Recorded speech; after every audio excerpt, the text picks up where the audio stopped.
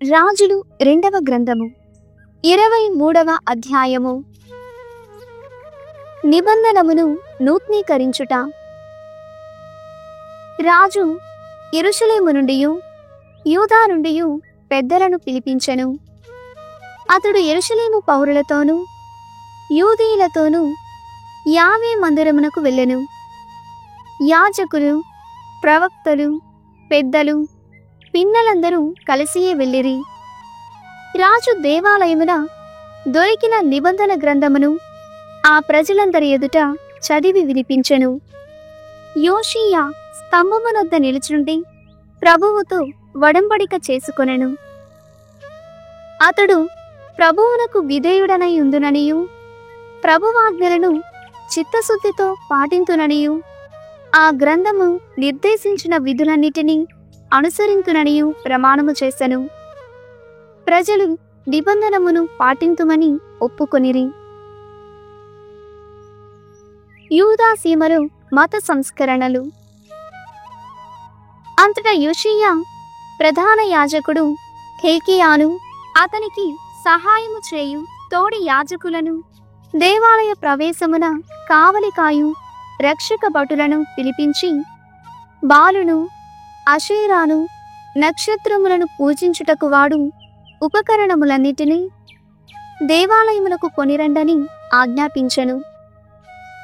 అతడు ఆ ఉపకరణములను పట్టణము వెలుపలికి కొనిపోయి కీద్రోను లోయలో తగులబెట్టించెను. వాని బూడిదను బేతేలులకు పంపించెను. యెరూషలేము ప్రాంతములను యూదా సీమలోని నగరములందును గల కొండల మీది పూజా మందిరములలో బలులు అర్పించుటకై పూర్వపు రాజులు నియమించిన యాజకులందరినీ యోషీయా పదవి నుండి తొలగించెను. వారందరూ బాలుదేవతకు సూర్య చంద్ర గ్రహ నక్షత్రములకు బలులర్పించిన వారు.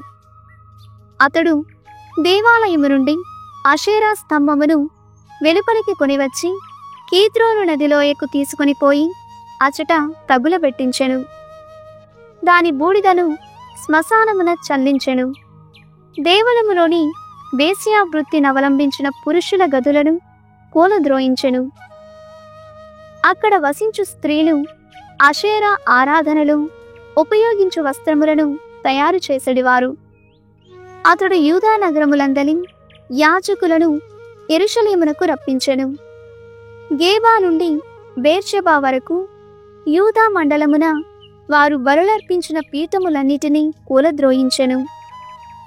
నగర పాలకుడు యెహోషువ నిర్మించిన పురద్వారము వద్ద గల దేవాలయములోని పీఠములను కూడా నాశము చేయించెను.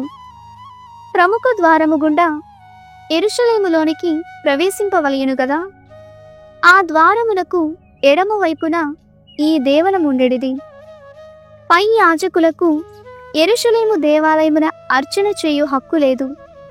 కాని నగరమునందలి యాజకులకు లభించు పొంగని రొట్టెలను వారు కూడా భుజింపవచ్చును. రాజు హిన్నోము కుమారుల లోయలోని తోఫెతు కొలిమిని కూడా నిర్మూలించెను. అచటి దైవమైన మోలెకునకు తమ కొడుకులను గాని కూతుండ్రను కాని ఎవరును దహన బలిగా సమర్పించుటకు వీలు పడనట్లు చేసెను.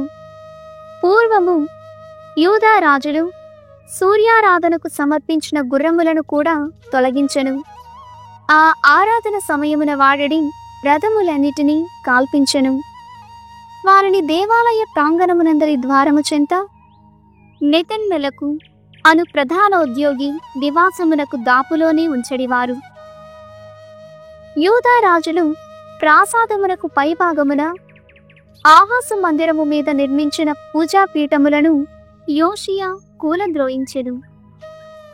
మనష్షే రాజు దేవాలయమునందరి 2 ఆవరణములలో కట్టించిన పీఠములకును ఇదే గతి పట్టెను. అతడు ఆ పీఠములను పొడి పొడి చేయించి కీద్రోను లోయలో చల్లించెను.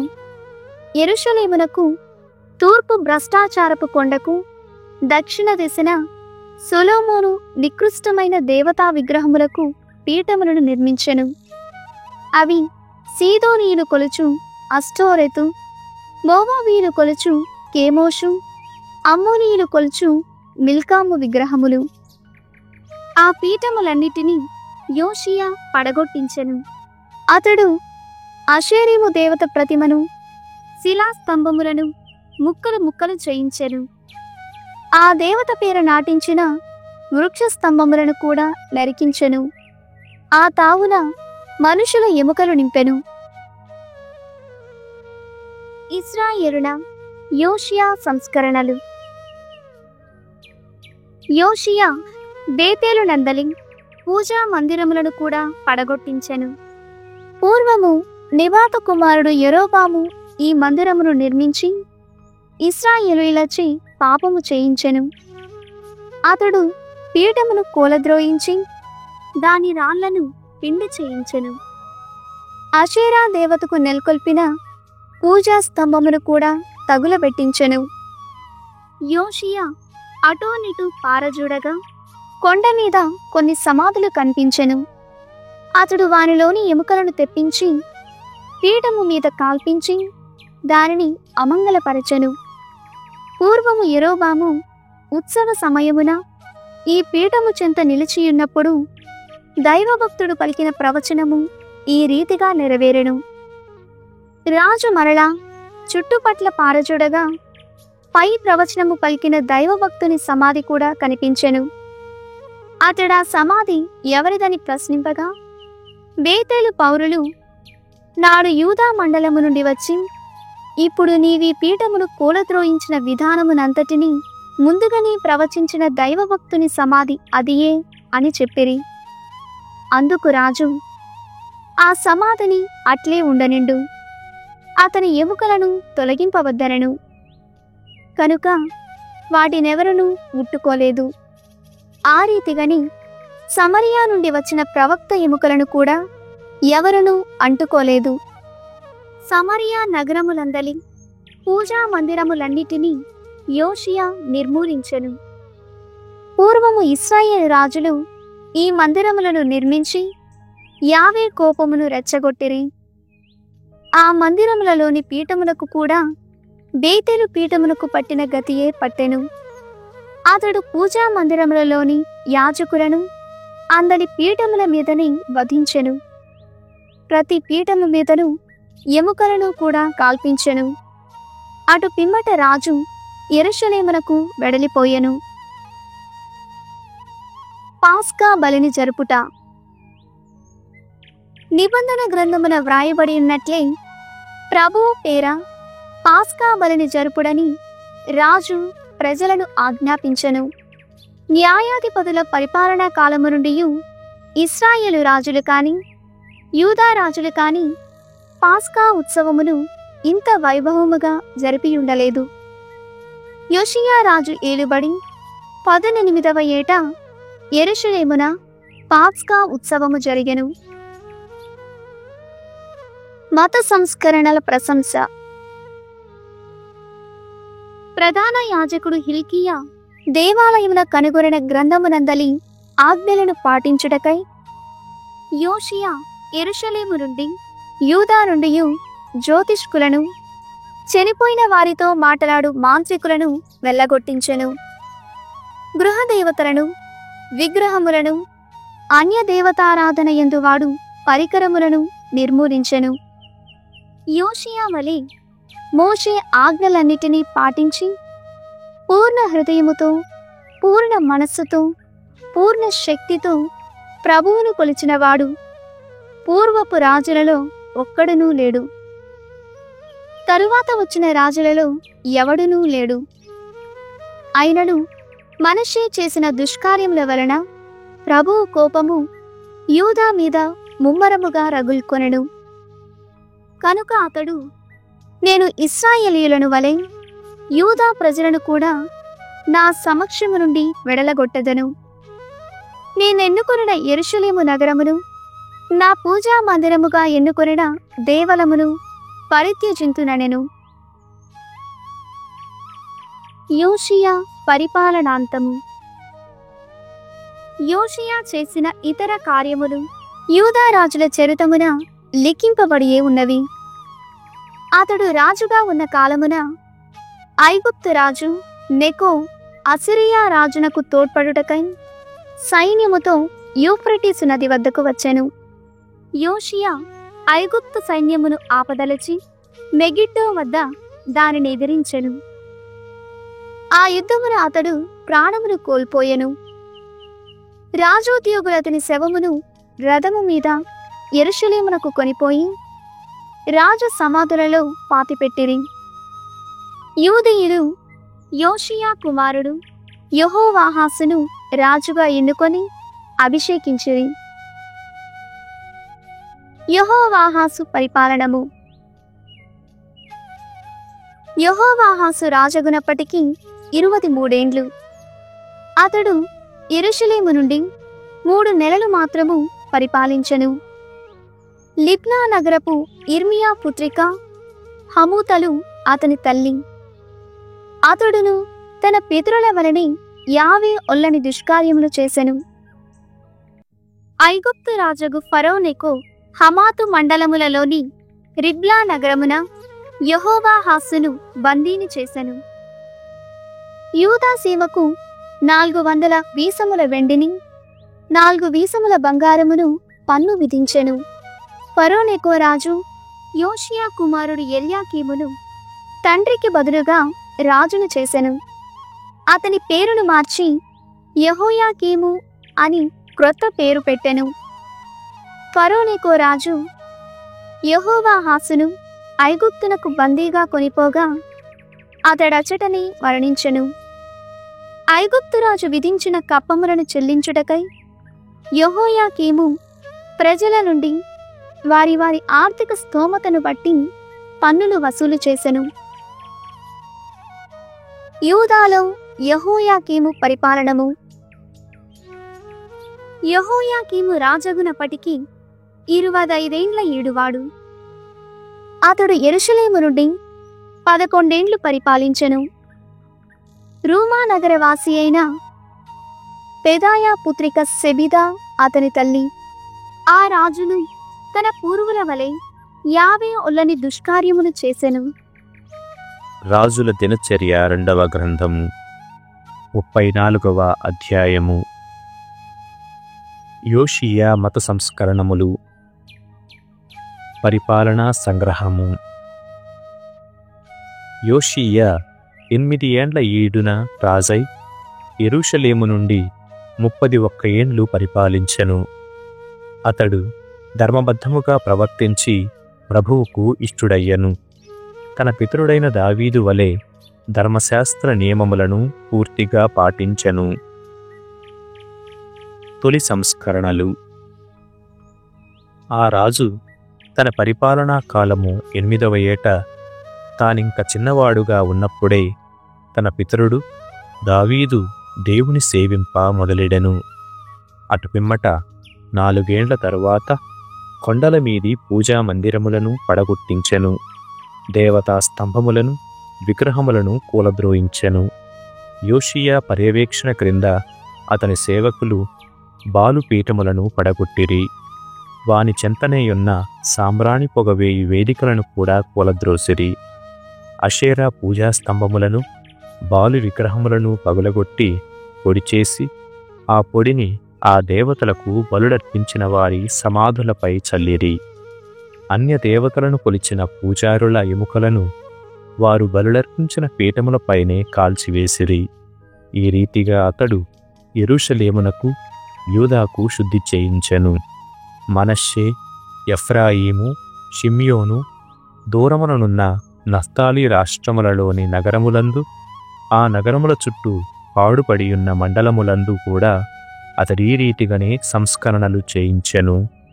ఆ తావులలోనే అషేరా దేవత పీఠములను స్తంభములను పడగొట్టించెను. విగ్రహములను పగలగొట్టించి పిండి చేయించెను. సాంబ్రాణి పొగవేయి పీఠములను కూలద్రోయించెను. అటు పిమ్మట అతడు యెరూషలేముకు తిరిగి వచ్చెను. దేవాలయము మరమ్మత్తు. యోషియా దేవాలయమును దేశమును శుద్ధి చేసిన తరువాత తన పరిపాలనా కాలము 18వ ఏట 3 దేవాలయమును మరమ్మత్తు చేయుటకు పంపెను. వారు అసల్యా కుమారుడు షాఫాను, యెరూషలేము పట్టణాధిపతి అయిన మాసేయ, యోవాసు కుమారుడు చరిత్ర లేఖకుడైన యోవా. లేవీయులు తాము దేవాలయమును వసూలు చేసిన సొమ్మును ప్రధాన యాజకుడు హిల్కీయాకు ముట్టజెప్పిరి.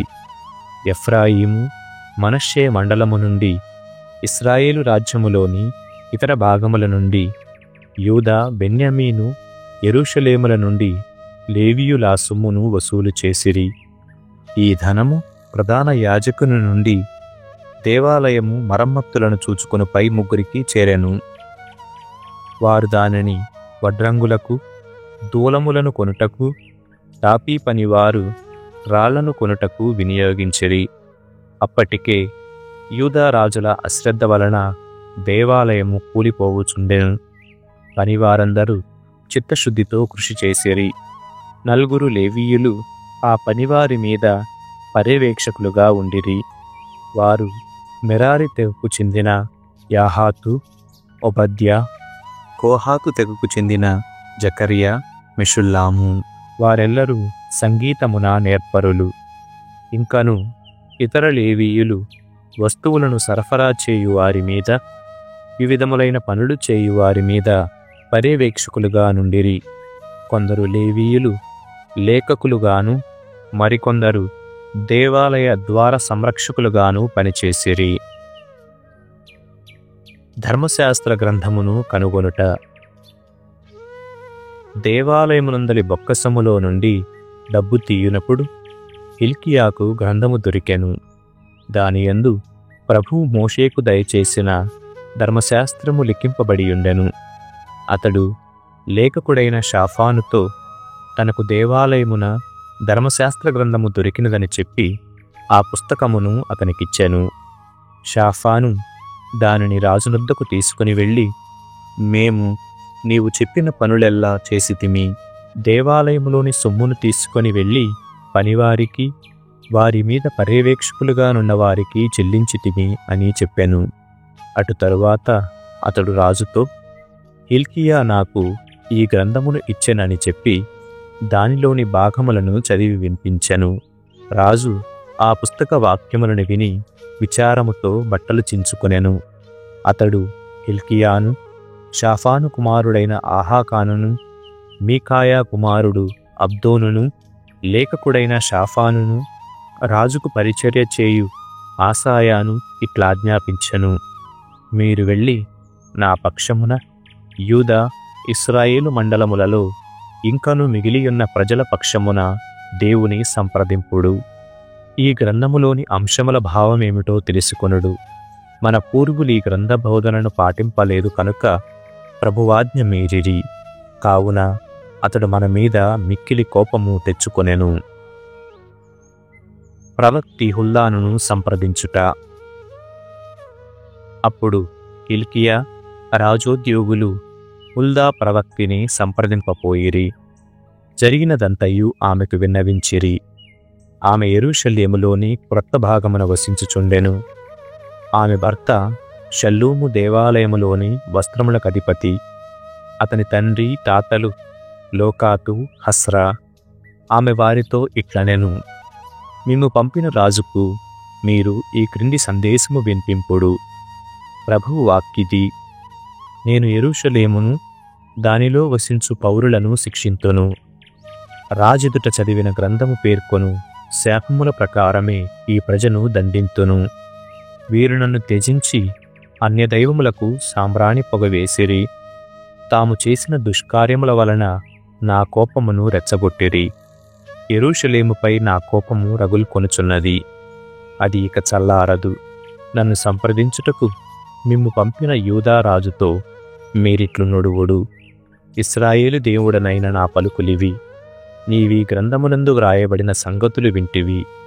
నేను యెరూషలేమును, దానిలో వసించు ప్రజలను శిక్షింతునని చెప్పగా నీవు పశ్చాత్తాపపడి నా ఎదుట వినయమును ప్రదర్శించితివి.